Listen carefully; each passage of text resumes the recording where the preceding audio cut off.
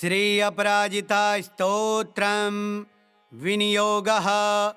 ओम अस्या वैष्णव्याः पराया अजिताया महाविद्यायाः वामदेव बृहस्पते मार्कण्डेया ऋषयः गायत्र्यौश्लिगनुष्टुबृहते छन्दांसे लक्ष्मी नृसिंहो देवता। ओम क्लीं श्रीं ह्रीं बीजं हुं शक्तिः सकलकामना सिद्ध्यर्थम् अपराजित विद्या मंत्रपाठे विनियोगः। ओम नीलोत्पलदलश्यामां भुजंगाभरणान्वितां शुद्धस्फटिकसङ्काशां चन्द्रकोटिनिभाननां शङ्खचक्रधरां देवी वैष्णवीमपराजितां बालेन्दुशेखरां देवीं वरदाभयदायिनीं नमस्कृत्य पपाठैनां मार्कण्डेयो महातपाः।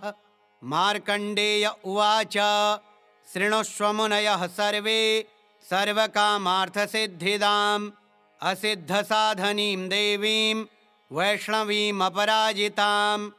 ॐ नमो नारायणाय नमो भगवते वासुदेवाय नमोऽस्त्वनन्ताय सहस्रशीर्षाय क्षीरोदार्णवशायिने शेषभोगप्रियङ्काय गरुडवाहनाय अमोघाय अजाय अजिताय पीतवाससे। ॐ वासुदेव संकर्षण प्रद्युम्न अनिरुद्ध हयग्रीव मत्स्य कूर्म वाराह नृसिंह अच्युत वामन त्रिविक्रम श्रीधर राम राम राम वरद वरद वरदो भव नमोस्तुते स्वाहा। ओम असुर दैत्य यक्ष राक्षस भूत प्रेत पिशाच कूष्मांड सिद्ध योगिनी डाकिनी शाकिनी स्कंदग्रहान् उपग्रहान् नक्षत्रग्रहाश्चान्या हन हन पच पच मथ मथ विध्वंसय विध्वंसय विद्रावय विद्रावय चूर्णय चूर्णय शंखेन चक्रेण वज्रेण शूलेन गदया मुसलेन हलेन भस्मी कुरु कुरु स्वाहा। ओम सहस्रबाहो सहस्रप्रहरणायुध जय जय विजय विजय अजित अमित अपराजित अप्रतिहत सहस्रनेत्र ज्वल ज्वल प्रज्वल प्रज्वल विश्वरूप बहुरूप मधुसूदन महावराह महापुरुष वैकुंठ नारायण पद्मनाभ गोविंद दामोदर ऋषिकेश केशव सर्वासुरोत्सादन सर्वभूतवशंकर सर्वदुःस्वप्नप्रभेदन सर्वयंत्रप्रभञ्जन सर्वनागविमर्दन सर्वदेवमहेश्वर सर्वबन्धविमोक्षण सर्वाहितप्रमर्दन सर्वज्वरप्रणाशन सर्वग्रहनिवारण सर्वपापप्रशमन जनार्दन नमोस्तुते स्वाहा। विष्णोरियमनुप्रोक्ता सर्वकामफलप्रदा सर्वसौभाग्यजननी सर्वभीतिविनाशिनी सर्वैश्च पठितां सिद्धैर्विष्णोः परमवल्लभा नानया सदृशं किञ्चित् दुष्टानां नाशनं परं विद्यारहस्या कथिता वैष्णव्येषा पराजिता पठनीया प्रशस्ता वा साक्षात् सत्त्वगुणाश्रया। ॐ शुक्लांबरधरं विष्णुं शशिवर्णं चतुर्भुजं प्रसन्नवदनं ध्यायेत् सर्वविघ्नोपशान्तये।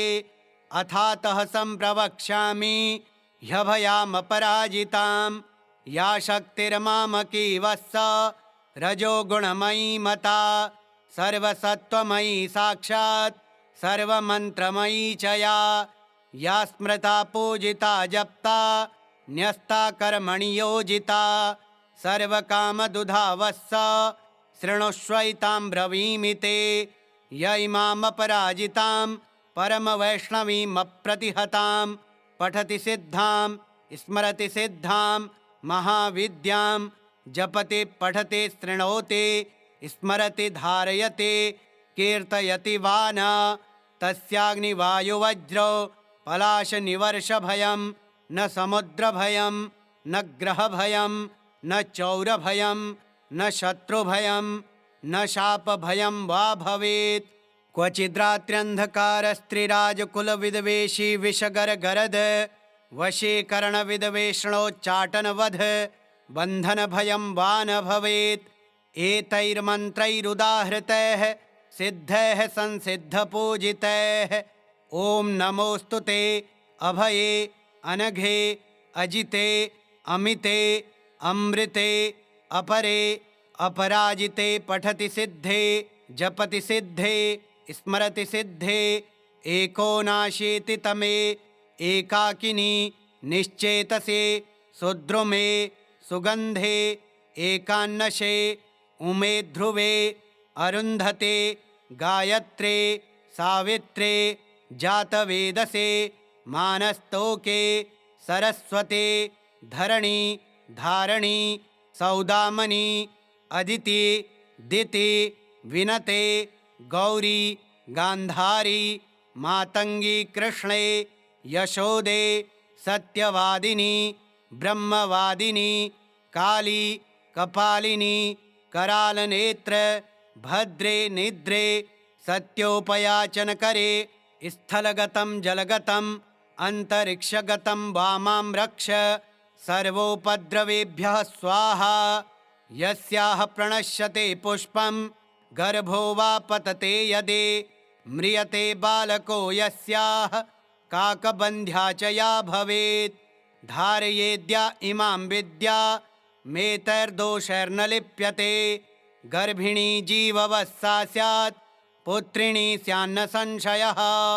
भूर्जपत्रे त्विमां विद्यां लिखित्वा गन्धचन्दनैः एतैर्दोषैर्न लिप्येत सुभगा पुत्रिणी भवेत्। रणे राजकुले द्यूते नित्यं तस्य जयो भवेत्। शस्त्रं वारयते ह्योषा समरे काण्डदारुणे गुल्मशूलाक्षिरोगाणां क्षिप्रं नाश्यति च व्यथां। शिरोरोगज्वराणां न नाशिनी सर्वदेहिनाम् इत्येषा कथिता विद्या अभयाख्या पराजिता। एतस्याः स्मृतिमात्रेण भयं क्वापि न जायते। नोपसर्गा न रोगाश्च न योधा नापि तस्कराः न राजानो न सर्पाश्च न द्वेष्टारो न शत्रवः। यक्षराक्षसवेताला न शाकिन्यो न चग्रहा। अग्नेर्भयं न वाताच्च न समुद्रान्न वै विशात्। कार्मणं वा शत्रुकृतं वशीकरणमेव च उच्चाटनं विस्तम्भनं च विद्वेषणमथापि वा न किञ्चित् प्रभवेत्तत्र यत्रैषा वर्तते भया। पठेद्वा यदि वा चित्रे पुस्तके वा मुखेऽथवा दृष्टि वा द्वारदेशे वा वर्तते ह्यभयः पुमान्। हृदये विन्यसेदेतां ध्यायेद्देवीं चतुर्भुजां रक्तमाल्याम्बरधरां पद्मरागसप्रभां पाशाङ्कुशाभयवरैर्लङ्कृतः सुविग्रहां। साधकेभ्यः प्रयच्छनतीं मन्त्रवर्णामृतान्यपि नातः परतरं किञ्चिद् वशीकरणमनुत्तमं। रक्षणं पावनं चापि नात्र कार्या विचारणा। प्रातः कुमारिकाः पूज्याः खाद्यैराभरणैरपि तदिदं वाचनीयं स्यात् तत्प्रीत्या प्रीयते तु माम्।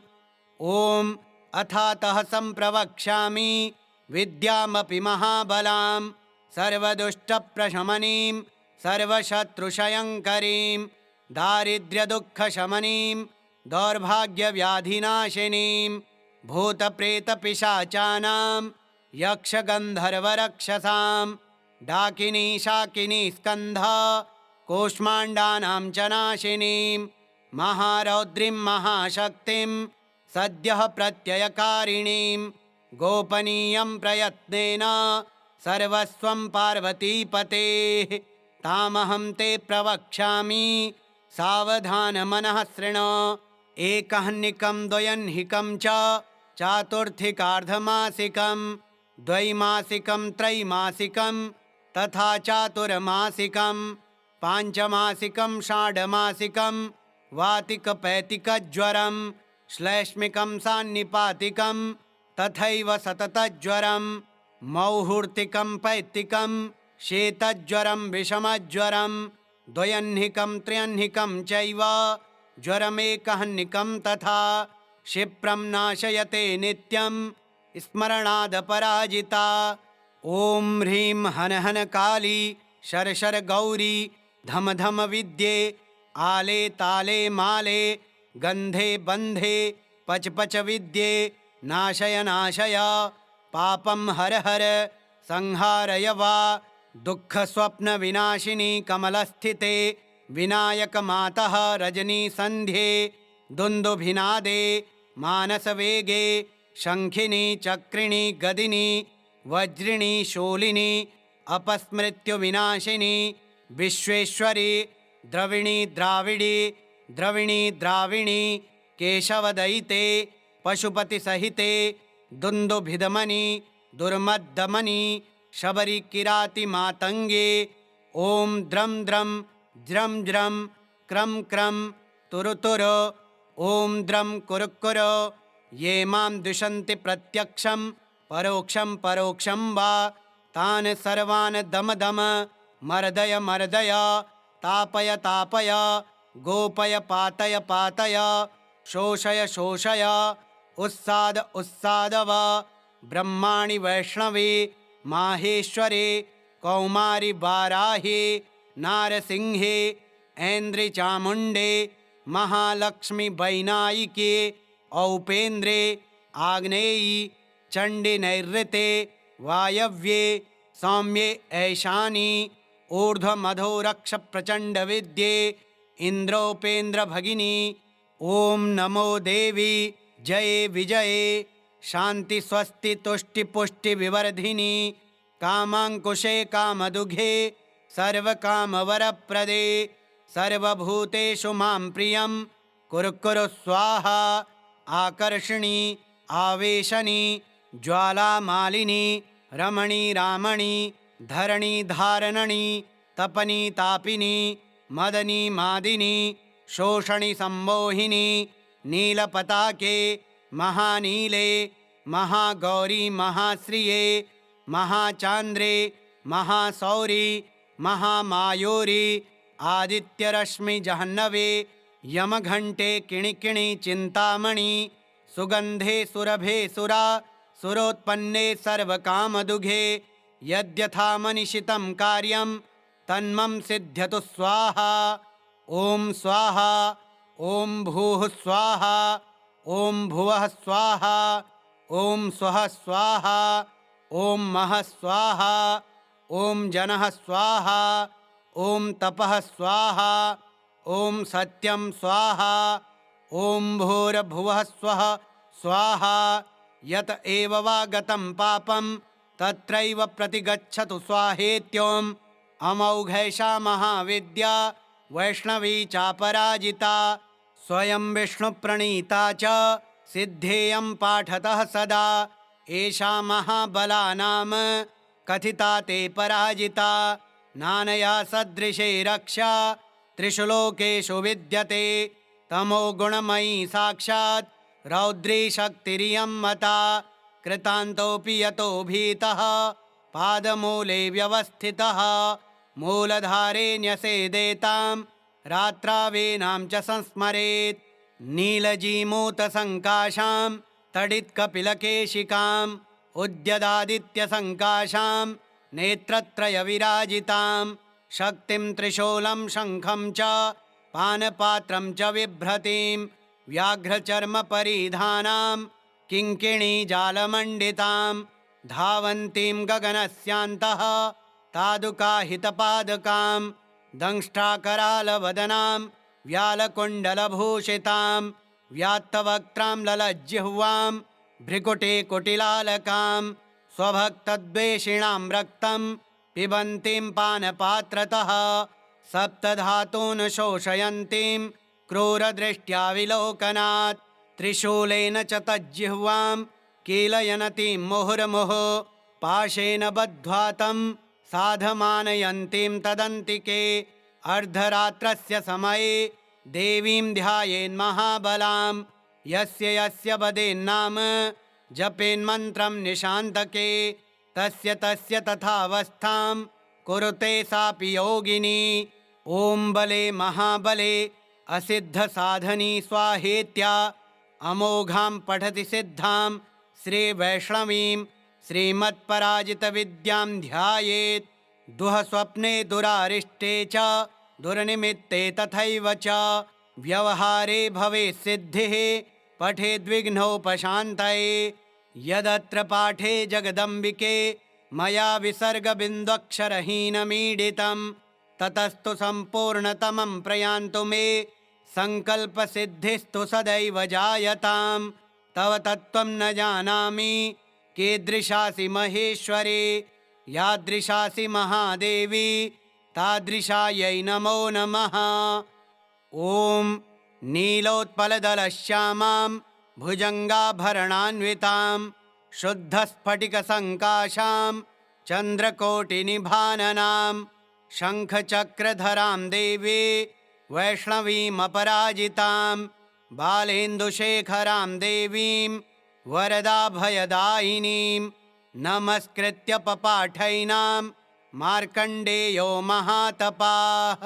मार्कण्डेय उवाच शृणुष्व मुनयः सर्वे सर्वकामार्थसिद्धिदाम् असिद्धसाधनीं देवीं वैष्णवीमपराजिताम्। ॐ नमो नारायणाय नमो भगवते वासुदेवाय नमोऽस्त्वनन्ताय सहस्रशीर्षाय क्षीरोदार्णवशायिने शेषभोगप्रियङ्काय गरुडवाहनाय अमोघाय अजाय अजिताय पीतवाससे। ॐ वासुदेव संकर्षण प्रद्युम्न अनिरुद्ध हयग्रीव मत्स्य कूर्म वाराह नृसिंह अच्युत वामन त्रिविक्रम श्रीधर राम राम राम वरद वरद वरदो भव नमोऽस्तु ते स्वाहा। ॐ असुर दैत्य यक्ष राक्षस भूत प्रेत पिशाच कूष्मांड सिद्ध योगिनी डाकिनी शाकिनी स्कंदग्रहान् उपग्रहान् नक्षत्रग्रहाश्चान्या हन हन पच पच मथ मथ विध्वंसय विध्वंसय विद्रावय विद्रावय चूर्णय चूर्णय शंखेन चक्रेण वज्रेण शूलेन गदया मुसलेन हलेन भस्मी कुरु कुरु स्वाहा।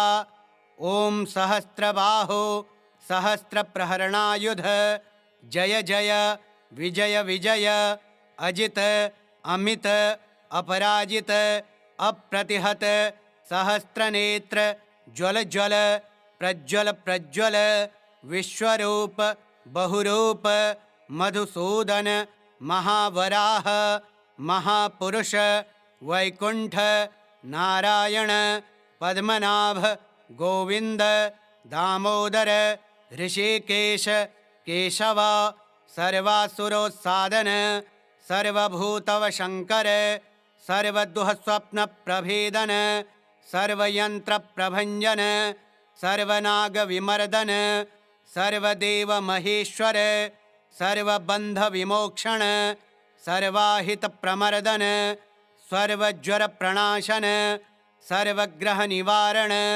सर्वपापप्रशमन जनार्दन नमोऽस्तु ते स्वाहा। विष्णोरियमनुप्रोक्ता सर्वकामफलप्रदा सर्वसौभाग्यजननी सर्वभीतिविनाशिनी सर्वैश्च पठितां सिद्धैर्विष्णोः परमवल्लभा नानया सदृशं किञ्चित् दुष्टानां नाशनं परं विद्यारहस्या कथिता वैष्णव्येषा पराजिता पठनीया प्रशस्ता वा साक्षात् सत्त्वगुणाश्रया।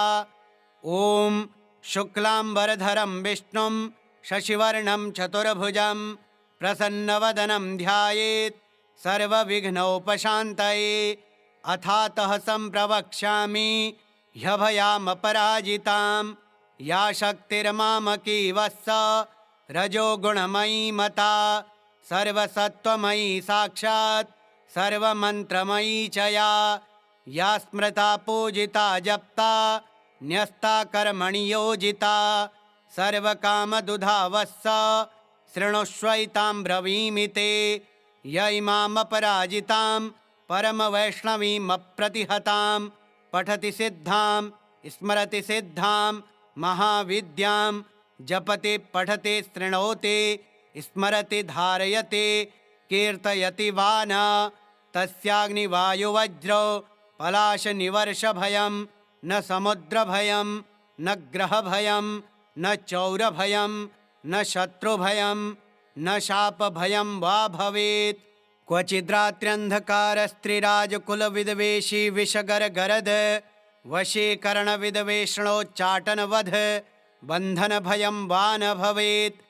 एतैर्मन्त्रैरुदाहृतैः सिद्धैः संसिद्धपूजितैः ॐ नमोऽस्तु ते अभये अनघे अजिते अमिते अमृते अपरे अपराजिते पठति सिद्धे जपति सिद्धे स्मरति सिद्धे एकोनाशीतितमे एकाकिनी निश्चेतसे सुद्रुमे सुगन्धे एकान्नशे उमे ध्रुवे अरुन्धते गायत्रे सावित्रे जातवेदसे मानस्तोके सरस्वते धरणी धारणी सौदामनी अदिति दिति विनते गौरी गान्धारी मातंगी कृष्णे यशोदे सत्यवादिनी ब्रह्मवादिनी काली कपालिनी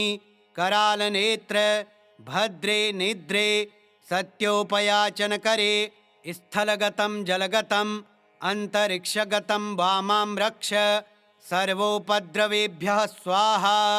यस्याः प्रणश्यते पुष्पं गर्भो वा पतते यदि म्रियते बालको यस्याः काकबन्ध्या च या भवेत्। धारयेद्या इमां विद्या मेतैर्दोषैर्न लिप्यते। गर्भिणी जीववत्सा स्यात् पुत्रिणी स्यान्न संशयः। भूर्जपत्रे त्विमां विद्यां लिखित्वा गन्धचन्दनैः एतैर्दोषैर्न लिप्येत सुभगा पुत्रिणी भवेत्। रणे राजकुले द्यूते नित्यं तस्य जयो भवेत्।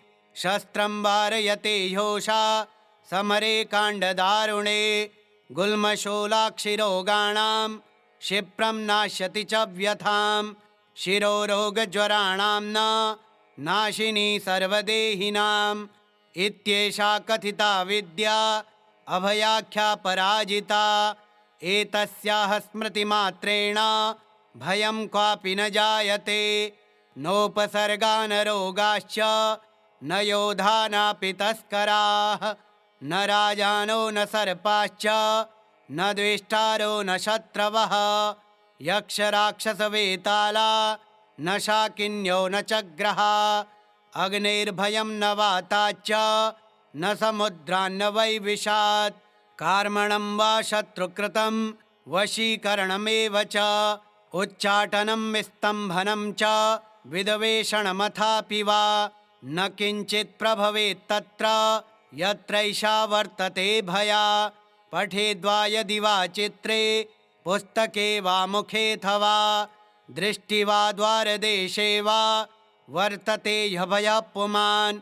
हृदये विन्यसेदेतां ध्यायेद्देवीं चतुर्भुजां रक्तमाल्याम्बरधरां पद्मरागसप्रभां पाशाङ्कुशाभयवरैर्लङ्कृतः सुविग्रहां साधकेभ्यः प्रयच्छनतीं मन्त्रवर्णामृतान्यपि नातः परतरं किञ्चिद् वशीकरणमनुत्तमं रक्षणं पावनं चापि नात्र कार्या विचारणा।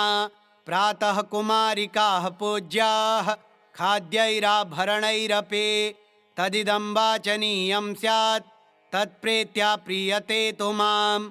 ॐ अथातः सम्प्रवक्ष्यामि विद्यामपि महाबलां सर्वदुष्टप्रशमनीं सर्वशत्रुक्षयङ्करीं दारिद्र्यदुःखशमनीं दौर्भाग्यव्याधिनाशिनीं भूतप्रेतपिशाचानां यक्षगन्धर्वरक्षसां डाकिनी शाकिनी स्कन्ध कूष्माण्डानां च नाशिनीं महारौद्रीं महाशक्तिं सद्यः प्रत्ययकारिणीं गोपनीयं प्रयत्नेन सर्वस्वं पार्वतीपतेः तामहं ते प्रवक्ष्यामि सावधानमनः शृणु। एकह्निकं द्वयह्निकं च चातुर्थिकार्धमासिकं द्वैमासिकं त्रैमासिकं तथा चातुर्मासिकं पाञ्चमासिकं षाड्मासिकं वातिकपैतिकज्वरं श्लैष्मिकं सान्निपातिकं तथैव सततज्वरं मौहूर्तिकं पैत्तिकं शीतज्वरं विषमज्वरं द्वयह्निकं त्र्यह्निकं चैव ज्वरमेकह्निकं तथा क्षिप्रं नाशयते नित्यं स्मरणादपराजिता। ॐ ह्रीं हन हन काली शर गौरी धम धम विद्ये आले ताले माले गन्धे बन्धे पच पच विद्ये नाशय नाशय पापं हर हर संहारय वा दुःखस्वप्नविनाशिनी कमलस्थिते विनायकमातः रजनीसन्ध्ये दुन्दुभिनादे मानसवेगे शङ्खिनी चक्रिणी गदिनी वज्रिणी शूलिनी अपस्मृत्युविनाशिनी विश्वेश्वरी द्रविणी द्राविडी द्रविणी द्राविणी केशवदयिते पशुपतिसहिते दुन्दुभिदमनी दुर्मद्दमनी शबरी किराति मातंगे। ओम द्रम द्रम ज्रम ज्रम क्रम क्रम तुरु तुरु ओम द्रम कुरु कुरु ये मां द्विषन्ति प्रत्यक्षं परोक्षं परोक्षं वा तान् सर्वान् दम दम मर्दय मर्दय तापय तापय गोपय पातय पातय शोषय शोषय उत्साद उत्सादव ब्रह्माणि वैष्णवे माहेश्वरे कौमारि वाराहे नारसिंहे ऐन्द्रि चामुण्डे महालक्ष्मी वैनायिके औपेन्द्रे आग्नेयी चण्डी नैऋते वायव्ये सौम्ये ऐशानी ऊर्ध्वमधोरक्ष प्रचण्ड विद्ये इन्द्रोपेन्द्र भगिनी। ओम नमो देवी जये विजये शांति स्वस्ति तुष्टि पुष्टि विवर्धिनी कामांकुशे कामदुघे सर्वकामवरप्रदे सर्वभूतेषु मां प्रियं कुरु कुरु स्वाहा।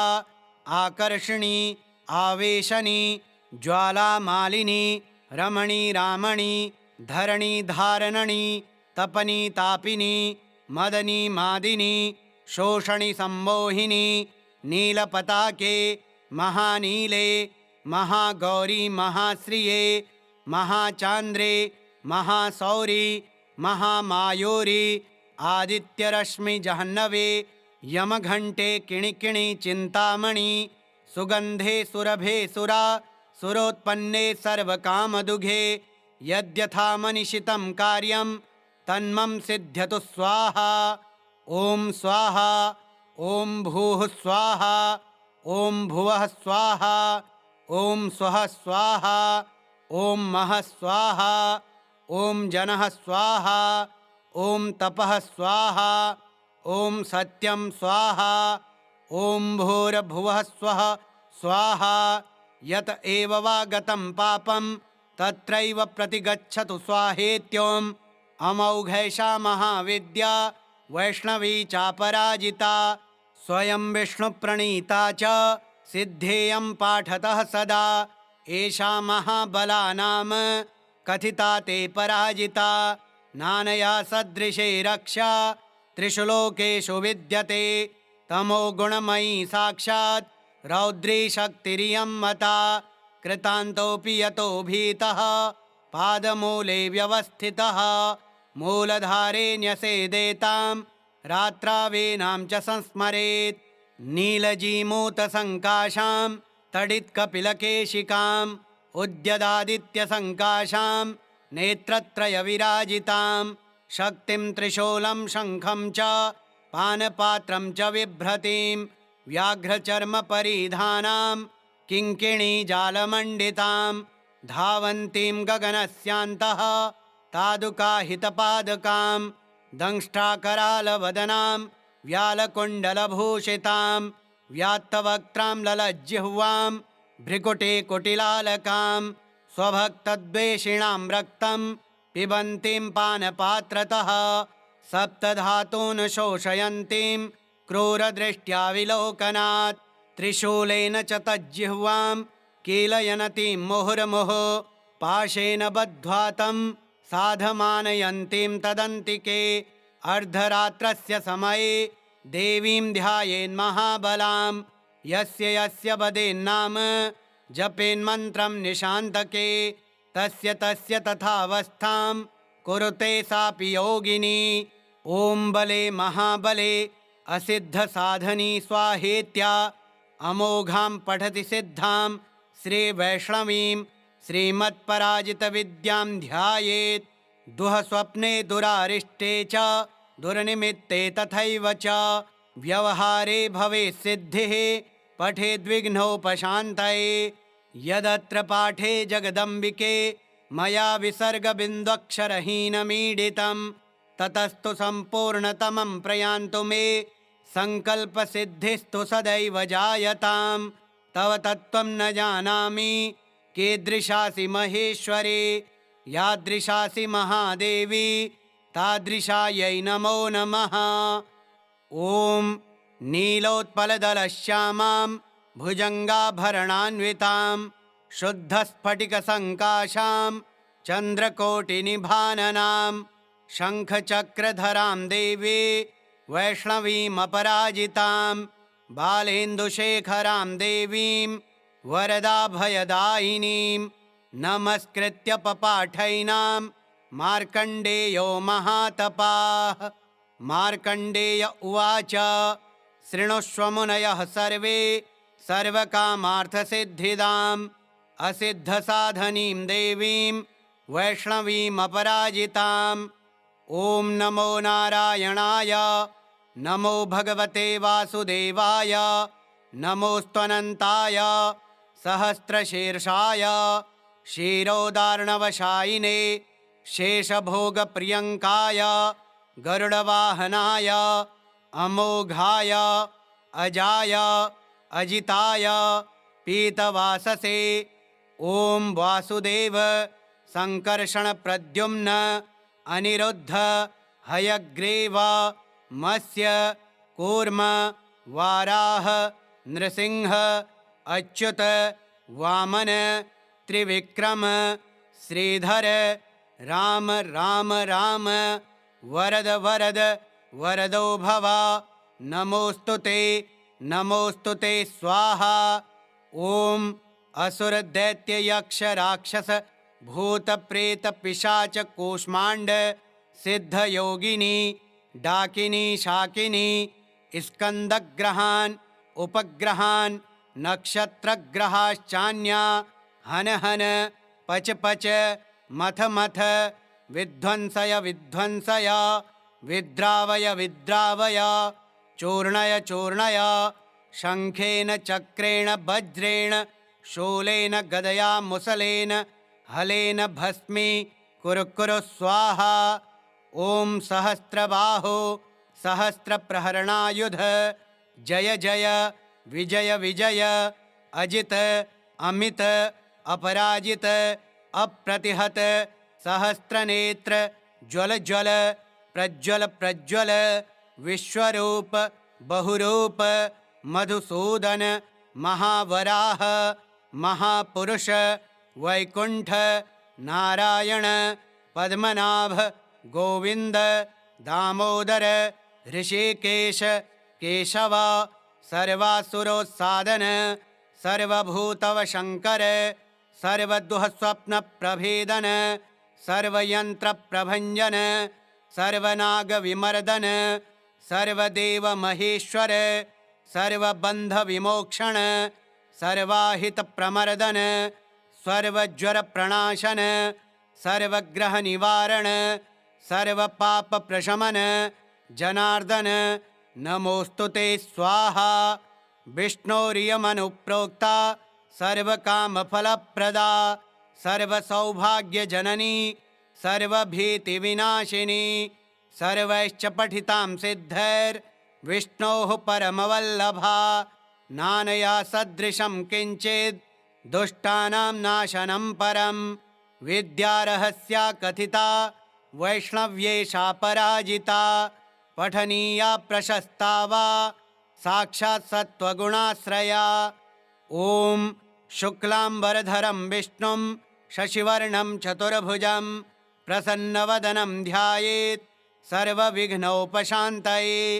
अथातः सम्प्रवक्ष्यामि ह्यभयामपराजितां या शक्तिर्मामकी वत्स रजोगुणमयी मता सर्वसत्त्वमयी साक्षात् सर्वमन्त्रमयी च या स्मृता पूजिता जप्ता न्यस्ता कर्मणि योजिता सर्वकामदुधा वत्स शृणुष्वैतां ब्रवीमि ते य इमामपराजितां परमवैष्णवीमप्रतिहतां पठति सिद्धां स्मरति सिद्धां महाविद्यां जपति पठति शृणोति स्मरति धारयति कीर्तयति वा न तस्याग्निवायुवज्रो पलाशनिवर्षभयं न समुद्रभयं न ग्रहभयं न चौरभयं न शत्रुभयं न शापभयं वा भवेत्। क्वचिद्रात्र्यन्धकारस्त्रिराजकुलविद्वेषी विषगरगरद वशीकरणविद्वेषणोच्चाटनवध बन्धनभयं वा न भवेत्।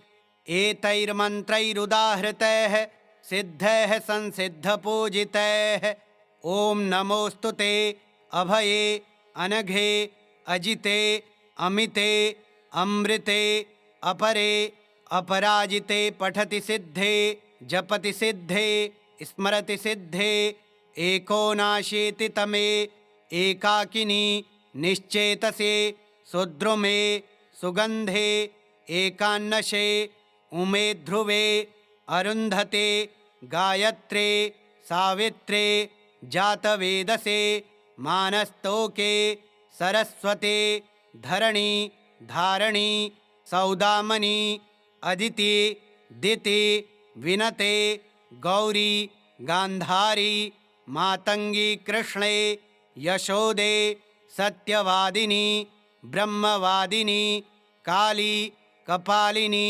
करालनेत्र भद्रे निद्रे सत्योपयाचनकरे स्थलगतं जलगतं अंतरिक्षगतं वामां रक्ष सर्वोपद्रवेभ्यः स्वाहा। यस्याः प्रणश्यते पुष्पं गर्भो वा पतते यदि म्रियते बालको यस्याः काकबन्ध्या च या भवेत्। धारयेद्या इमां विद्या मेतैर्दोषैर्न लिप्यते। गर्भिणी जीववत्सा स्यात् पुत्रिणी स्यान्न संशयः। भूर्जपत्रे त्विमां विद्यां लिखित्वा गन्धचन्दनैः एतैर्दोषैर्न लिप्येत सुभगा पुत्रिणी भवेत्। रणे राजकुले द्यूते नित्यं तस्य जयो भवेत्। शस्त्रं वारयते ह्योषा समरे काण्डदारुणे। गुल्मशूलाक्षिरोगाणां क्षिप्रं नाश्यति च व्यथां। शिरोरोगज्वराणां न नाशिनी सर्वदेहिनाम्। इत्येषा कथिता विद्या अभयाख्या पराजिता। एतस्याः स्मृतिमात्रेण भयं क्वापि न जायते। नोपसर्गा न रोगाश्च न योधा नापि तस्कराः न राजानो न सर्पाश्च न द्वेष्टारो न शत्रवः यक्षराक्षसवेताला न शाकिन्यो न चग्रहा अग्निर्भयं न वाताच्च न समुद्रान्न वै विशात् कार्मणं वा शत्रुकृतं वशीकरणमेव च उच्चाटनं विस्तम्भनं च विद्वेषणमथापि वा न किञ्चित् प्रभवेत्तत्र यत्रैषा वर्तते भया पठेद्वा यदि वा चित्रे पुस्तके वा मुखेऽथवा दृष्टि वा द्वारदेशे वा वर्तते ह्यभयः पुमान् हृदये विन्यसेदेतां ध्यायेद्देवीं चतुर्भुजां रक्तमाल्याम्बरधरां पद्मरागसप्रभां पाशाङ्कुशाभयवरैर्लङ्कृतः सुविग्रहां साधकेभ्यः प्रयच्छनतीं मन्त्रवर्णामृतान्यपि नातः परतरं किञ्चिद् वशीकरणमनुत्तमं रक्षणं पावनं चापि नात्र कार्या विचारणा प्रातः कुमारिकाः पूज्याः खाद्यैराभरणैरपि तदिदं वाचनीयं स्यात् तत्प्रीत्या प्रीयते तु माम् ॐ अथातः सम्प्रवक्ष्यामि विद्यामपि महाबलां सर्वदुष्टप्रशमनीं सर्वशत्रुक्षयङ्करीं दारिद्र्यदुःखशमनीं दौर्भाग्यव्याधिनाशिनीं भूतप्रेतपिशाचानां यक्षगन्धर्वरक्षसां डाकिनी शाकिनी स्कन्ध कूष्माण्डानां च नाशिनीं महारौद्रीं महाशक्तिं सद्यः प्रत्ययकारिणीं गोपनीयं प्रयत्नेन सर्वस्वं पार्वतीपतेः तामहं ते प्रवक्ष्यामि सावधानमनः शृणु एकह्निकं द्वयह्निकं च चातुर्थिकार्धमासिकं द्वैमासिकं त्रैमासिकं तथा चातुर्मासिकं पाञ्चमासिकं षाड्मासिकं वातिकपैतिकज्वरं श्लैष्मिकं सान्निपातिकं तथैव सततज्वरं मौहूर्तिकं पैत्तिकं शीतज्वरं विषमज्वरं द्वयह्निकं त्र्यह्निकं चैव ज्वरमेकह्निकं तथा क्षिप्रं नाशयते नित्यं स्मरणादपराजिता ॐ ह्रीं हन हन काली शर शर गौरी धम धम विद्ये आले ताले माले गन्धे बन्धे पच पच विद्ये नाशय नाशय पापं हर हर संहारय वा दुःखस्वप्नविनाशिनी कमलस्थिते विनायकमातः रजनीसन्ध्ये दुन्दुभिनादे मानसवेगे शङ्खिनी चक्रिणी गदिनी वज्रिणी शूलिनी अपस्मृत्युविनाशिनी विश्वेश्वरी द्रविणी द्राविडी द्रविणी द्राविणी केशवदयिते पशुपतिसहिते दुन्दुभिदमनी दुर्मद्दमनी शबरी किराति मातंगे ओम द्रम द्रम ज्रम ज्रम क्रम क्रम तुरु तुरु ओम द्रम कुरु कुरु ये मां द्विषन्ति प्रत्यक्षं परोक्षं परोक्षं वा तान् सर्वान् दम दम मर्दय मर्दय तापय तापय गोपय पातय पातय शोषय शोषय उत्साद उत्सादव ब्रह्माणि वैष्णवे माहेश्वरे कौमारि वाराहे नारसिंहे ऐन्द्रिचामुण्डे महालक्ष्मी वैनायिके औपेन्द्रे आग्नेयी चण्डी नैऋते वायव्ये सौम्ये ऐशानी ऊर्ध्वमधोरक्ष प्रचण्ड विद्ये इन्द्रोपेन्द्र भगिनी ओम नमो देवी जय विजये शांति स्वस्ति तुष्टि पुष्टि विवर्धिनी कामांकुशे कामदुघे सर्वकामवरप्रदे सर्वभूतेषु मां प्रियं कुरु कुरु स्वाहा आकर्षणी आवेशनी ज्वालामालिनी रमणी रामणी धरणी धारणनी तपनी तापिनी मदनी मादिनी शोषणी सम्मोहिनी नीलपताके महानीले महागौरी महाश्रिये महाचान्द्रे महासौरी महामायूरी आदित्यरश्मि जह्नवे यमघंटे किणिकिणि चिंतामणि सुगंधे सुरभे सुरा सुरोत्पन्ने सर्वकामदुघे यद्यथा मनीषितं कार्यं तन्मम सिद्ध्यतु स्वाहा। ओम स्वाहा ओम भूः स्वाहा ओम भुवः स्वाहा ओम स्वः स्वाहा ओम महः स्वाहा ओम जनः स्वाहा ओम तपः स्वाहा ओम सत्यं स्वाहा ओम भूर्भुवः स्वः स्वाहा। यत एव वा गतं पापं तत्रैव प्रतिगच्छतु स्वाहेत्योम। अमौघैषा महाविद्या वैष्णवी चापराजिता स्वयं विष्णुप्रणीता च सिद्धेयं पाठतः सदा। एषा महाबला नाम कथिता ते पराजिता नानया सदृशे रक्षा त्रिषु लोकेषु विद्यते। तमो गुणमयी साक्षात् रौद्री शक्तिरियं मता कृतान्तोऽपि यतो भीतः पादमूले व्यवस्थितः मूलधारे न्यसेदेतां रात्रावेनां च संस्मरेत्।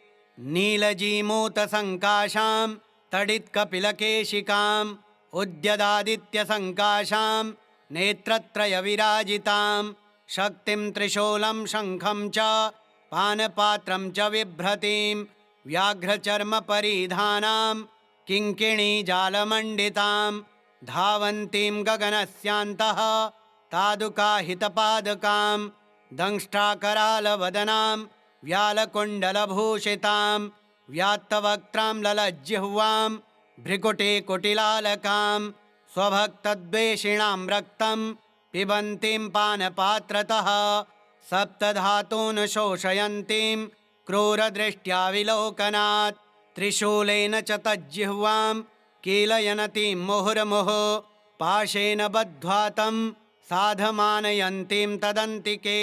अर्धरात्रस्य समये देवीं ध्यायेन्महाबलां यस्य यस्य वदेन्नाम जपेन्मन्त्रं निशान्तके तस्य तस्य तथावस्थां कुरुते सापि योगिनी। ॐ बले महाबले असिद्धसाधनी स्वाहेत्या अमोघां पठति सिद्धां श्रीवैष्णवीं श्रीमत्पराजितविद्यां ध्यायेत्। दुःस्वप्ने दुरारिष्टे च दुर्निमित्ते तथैव च व्यवहारे भवेत् सिद्धिः पठेद्विघ्नोपशान्तये। यदत्र पाठे जगदम्बिके मया विसर्गबिन्दुक्षरहीनमीडितं ततस्तु सम्पूर्णतमं प्रयान्तु मे संकल्पसिद्धिस्तु सदैव जायतां। तव तत्त्वं न जानामि कीदृशासि महेश्वरी यादृशासि महादेवी तादृशायै नमो नमः। श्री अपराजिता स्तोत्रम् श्री जगदम्बार्पणमस्तु। ओम श्री जगदम्बिकायै नमः।